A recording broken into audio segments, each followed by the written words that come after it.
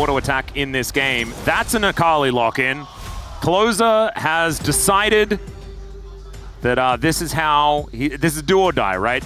He's going to have a good time. This game is going to be a close game, I think. Well, it was like one ward if they still give XP away from 6, but he doesn't have it. So unfortunate for him. Yeah, Beryl also doesn't have wild growth though. Both of them. They're 6. Yeah, pretty important as now there's the Grand Starfall.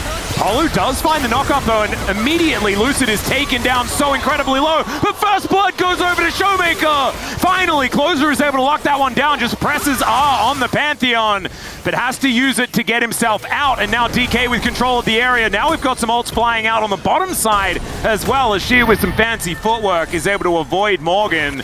But Morgan didn't actually go all out in that play. We're just going to continue to skirmish here. The answer seems to be yes, as Beryl does not quite get hit by that shuriken on the black flip, but still going to be able to push this lane up into the top side. Only one grub was secured, and it was for Bro. Otherwise, just a trade of kills on the junglers, mid laners, the ones who received them, as Showmaker's in trouble. Yeah, Closer actually going to be able to find an angle here as he does go into his shroud, but Lucid's found him. Now Showmaker having to flash away from the Akali, who does have the passive prepped, and there it is. Solo kill for Closer, and Lucid may not actually win this one as the Shuriken backflip is going to connect. And Lucid gives him a good old thumbs up as he slinks into the jungle, not wanting to go for the 1v1. But in the meantime, Croco is on the dragon.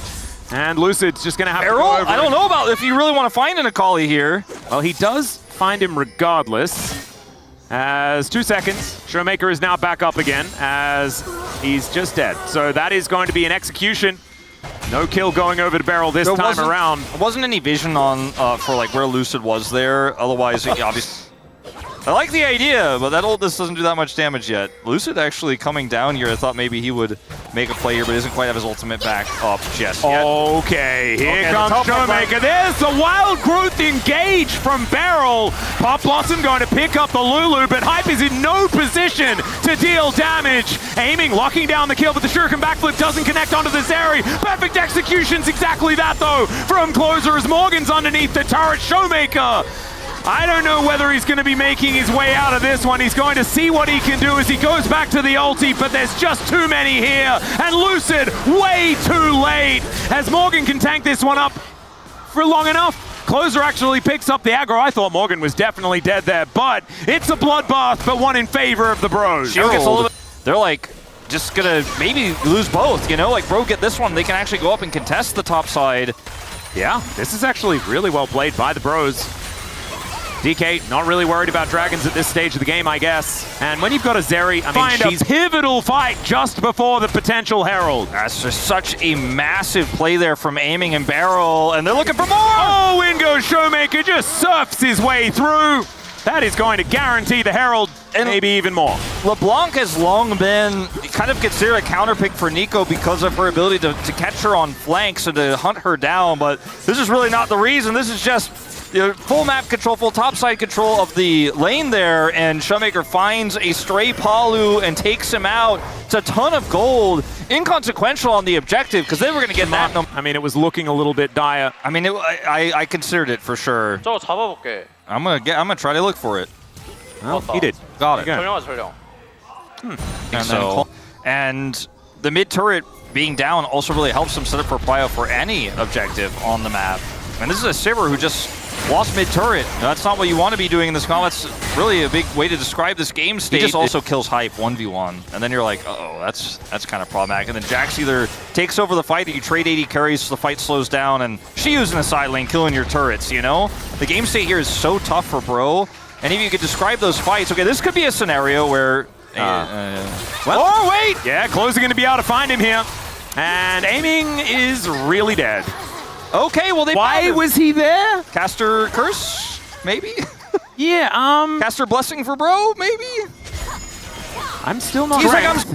And the kill onto the Zeri. A whole lot of tempo and momentum back in the favor of the Bros. I mean, just suddenly off of a pick like that, and I can hear Chronicler's voice from here. I can hear Cadrill's voice from here. That's not the pick you wanted to be giving over. Now, they are going to turn this into an Otacon take here on the top side. Closer has TP. Morgan has TP. But I They have no vision. They have done no homework. They just don't have any vision here whatsoever. I think they simply have to give this up. Well, Xiu is going to teleport in. Okay, they're going to commit to a late contest, but it's just way too late. Yeah, no, it's not a contest. They do know, so they can commit watch. to a watch. They're going to check it out. Yep. So Advantages and XP that come through, like both Xiu and Aiming get a full level lead. Same with Beryl. Bro, not a pedal to their name. oh god, it's 33-0. Not a single one. How do you not get any? Yeah, it has to be like you just don't like flowers, I guess. I mean, the generosity of the bros, man. They are gonna get this turret in the bottom lane. The gold is still relatively even. And I still think the same Deep and Fearless, like, you know, it's hard to draft into the Zeri. Dplus were like, yeah, you want Sivir, you want Wave Clear, I'll just take the Zeri, I'll take the team fight. And they got a lead in this game, albeit slight in gold, and they are down 3 dragons. I think the scaling really favors them because they have so much map control. Like, look at the mini-map and tell me that Bro have an opportunity. Croco's finding one! Yeah, Wait a minute! Croco gets him. The Pop Blossom comes down, but Aiming just tops the wall. He does have to ghost, has to use flash, gets the wild growth. Lucid also has to flash, but that was his fault, I guess, as now he's going to dive on top of Hype. Now he's dead, though. Hype going to be able to lock down that kill. Okay, use the Zeri to kill the Pantheon. I got it. Yeah, that's the strat. In this case, Aiming caught again, but this time it's Croco who sets it up, and... All right, closer.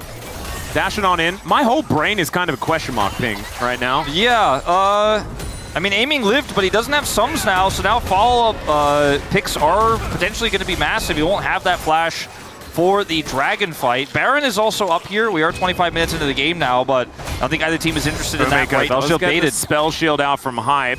Xiu on a flank angle, though, as Morgan immediately turns onto him. Showmaker going to try and stop the follow-up, but he still gets pulled back on the hunt. Going to come on through here as Showmaker gives Xiu a target, but it's not exactly the greatest. Now Morgan looking for an angle as the dragon has been pulled out.